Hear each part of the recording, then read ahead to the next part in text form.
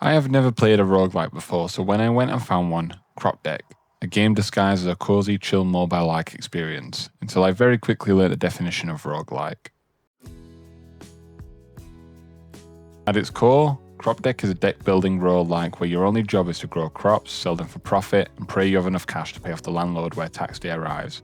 When you start a campaign, you're given a choice of 3 basic starting decks to ease you into the rules. The farming system itself is actually incredibly clever. Every crop has distinct behaviours you have to memorise. For instance, potatoes and cabbages can be harvested early. If you let them fully mature and keep them watered, they pay out massive cash bonuses. On the flip side, carrots give you instant gratification and can be yanked out of the ground immediately. You aren't just left alone to farm. The game constantly hurls random environmental hazards at you.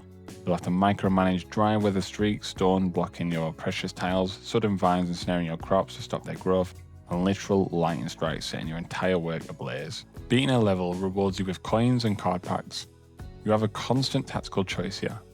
Do you sell the packs for immediate guaranteed money, or do you gamble and tear them open? Opening them gives you new crops, structures, and essential tools like hulls and sprinklers to automate your watering. But the absolute make or break mechanic of your run comes down to scarecrows. These are powerful run-wide passive bonuses. Maybe a scarecrow guarantees extra rainy days, or maybe it converts all your leftover energy at the end of the day directly into cold, hard cash. Finding the right scarecrow completely dictates whether your run thrives or spectacularly collapses. If you manage to survive long enough to find a shop, you can even buy a few extra packs or sell your junk cards. Even better is the Forge, which lets you combine duplicate cards to upgrade their stats at a massive discount. So you can power up everything except the scarecrows. The goal? Complete all 3 seasons of a campaign. If you succeed, you unlock a brand new character with their own unique passive playstyle. If you die on even one level, the entire campaign resets and you start back at day 1. From start to finish, or at least what I managed to get through, because truth be told I absolutely suck at deck builders, Crop Deck left a major impression on me. It is incredibly well polished and deeply developed for a game with such a modest player base.